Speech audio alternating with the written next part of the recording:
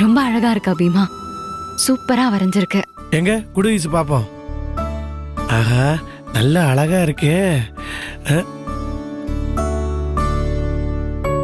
என்ன பீமா, உன்னையும் ஈஸியை மட்டும் வரைஞ்சிருக்கிற? நான் எங்க போனேன், இதுல ஆளையே காணோம்.